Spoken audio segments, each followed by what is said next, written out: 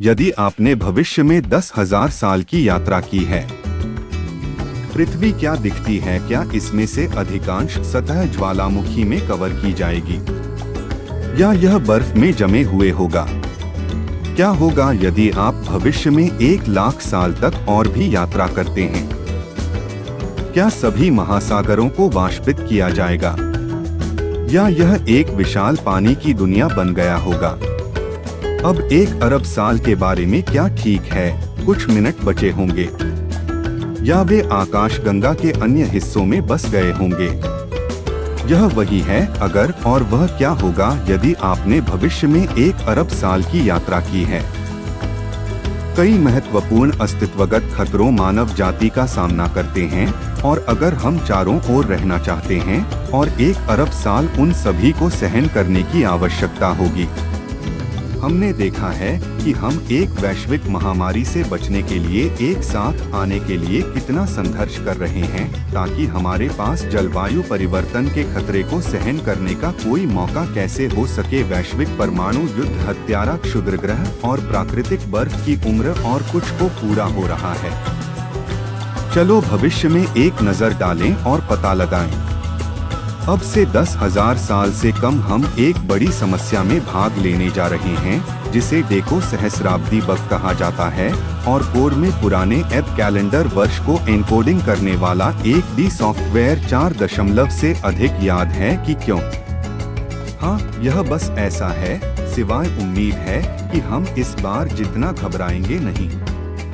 10,000 वर्षों में उज्ज्वल पक्ष में आनुवंशिक अंतर और मनुष्यों के बीच लक्षण अब त्वचा और बालों के रंग जैसे क्षेत्रीय लक्षण नहीं होंगे, समान रूप से दुनिया भर में वितरित किए जाएंगे। शायद यह हम सभी को साथ पाने में मदद करेगा। अंत में भविष्य में 20,000 साल की कोई भी वर्तमान भाषाओं को पहचानने योग्य भविष्य की भाषाओं में केवल उनके वर्तमान दिन समकक्षों के मुख्य शब्दावली शब्दों का 1% होगा। अब से 50,000 साल पृथ्वी के लिए एक नई हिमनद अवधि चिह्नित करेंगे, जो एक नई बर्फ की उम्र शुरू करेगा। नायाग्रा गिरता है, झील पूरी तरह से मिट जाएगा, और दिलचस्प बात यह है कि पृथ्वी पर एक पूरा दिन भी समय में इस बिंदु पर 1 सेकंड की वृद्धि होगी। गतिविधियों के लिए इतना अधिक समय 250,000 वर्षों में कम पूर्व संध्या ज्वालामुखी पानी के ऊपर उठेगा, हवाई में एक नया द्वीप बनाने के लिए। और 500,000 वर्षों में यह संभावना है कि 1 किलोमीटर से अधिक व्यास वाला क्षुद्रग्रह पृथ्वी पर मारा जाएगा, जब तक हम इसे रोक नहीं सकते। परिणामी क्रेटर पूरे ग्रह में 400 किलोमीटर से कम नहीं होगा और हवा को अप्राप्य बना देगा, ताकि आगे देखने के लिए कुछ है। और यदि 1,00,000 वर्षों में पर्याप्त नहीं है, तो संभावना है कि एक और सुपर ज्वालामुखी विस्फोट होगा, जो 30-200 घन किलोमीटर राख को बाहर निकालने के लिए पर्याप्त है। यह ग्रैंड घाटी के 70% भरने के लिए पर्याप्त लावा का उत्पादन करेगा। यह टोबा विस्फोट के समान होगा, जो लगभग 70,000 साल पहले मानवता को मिटा दिया था। ओ और पास के स्टार बीटलजूस इस समय तक एक सुपरनोवा में विस्फोट कर देंगे। इसे दिन के दौरान भी पृथ्वी से दिखाई देता है। 2,80,000 मानवता में सौर मंडल में बस्तियां होंगी। इसका यह भी मतलब है कि यदि विभिन्न ग्रहों पर आबादी अलग अलग रही है, तो उनकी विशिष्ट दुनिया के अनुकूल अन्य प्रजातियों में विकसित हो सकती है। 10,00,000 वर्षों में पूर्वी अफ्रीका का एक बड़ा हिस्सा एक नया महासागर बेसिन बनाने से टूट जाएगा।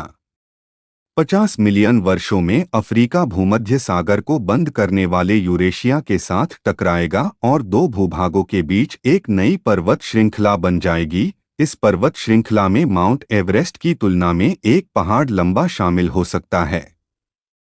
अंतरिक्ष मंगल में बाहर यह चंद्रमा के साथ टकरा जाएगा। इसके परिणामस्वरूप शनि की तरह एक अंगूठी प्रणाली विकसित हो रही है। 60,00,000 वर्षों में कनाडा और अमेरिकी चट्टानों पूरी तरह से नष्ट हो जाएगा। 80 मिलियन वर्षों में सभी हवाई द्वीप पानी के नीचे होंगे। 100 मिलियन वर्षों में, और क्षुद्रग्रह उसी के समान है जिसने डायनासोर को 6 मिलियन साल पहले मार डाला था। संभवतः पृथ्वी मारा जाएगा, एक जिसमें 10 किलोमीटर चौड़ा है। 250 मिलियन वर्षों में पृथ्वी के सभी महाद्वीपों को एक साथ फ्यूज किया जाएगा और इस समय को छोड़कर जिया को अंतिम रूप से कलम जिया कहा जाएगा।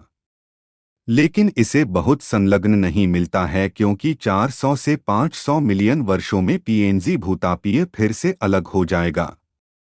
500 से 600 मिलियन वर्षों में एक गामा रे फटने की संभावना पृथ्वी से 60-100 प्रकाश वर्षों के भीतर होगी। अगर यह पृथ्वी पर हमला करता है तो यह ओजोन परत को नुकसान पहुंचा सकता है और एक बड़े पैमाने पर विलुप्त होने को ट्रिगर कर सकता है। अब से 600 मिलियन वर्ष यह कदम पृथ्वी से इतनी दूर होगा कि कुल सौर ग्रहण अब संभव नहीं होगा और सूर्य की बढ़ती चमक ने पृथ्वी पर तापमान बढ़ाया होगा ताकि यह प्लेट टेक्टोनिक्स आंदोलन को रोक सके। 800 मिलियन वर्षों में कार्बन डाइऑक्साइड का स्तर नाटकीय रूप से गिर जाएगा और प्रकाश संश्लेषण अब संभव नहीं होगा।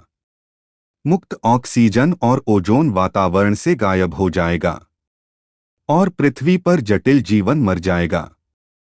और अंत में 1 अरब वर्षों में सूर्य की चमक 10% बढ़ जाएगी और पृथ्वी पर औसत तापमान 40 डिग्री सेल्सियस होगा।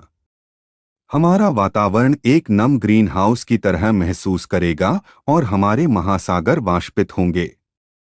प्रत्येक चुनाव में सिर्फ पानी की जेब छोड़ना। जब आप अपनी समय मशीन में यहां पहुंचते हैं, मानसिक रूप से एक ग्रह पृथ्वी में लेने के लिए तैयार रहें जो याद रखने पर कुछ भी नहीं दिखता है। मानव जाति चली जाएगी। उम्मीद है कि यह किसी अन्य ग्रह पर सबसे अच्छा जीवन है। पानी की तीव्र गर्मी की कमी और सांस लेने की कमी के कारण पृथ्वी निर्जन होगी।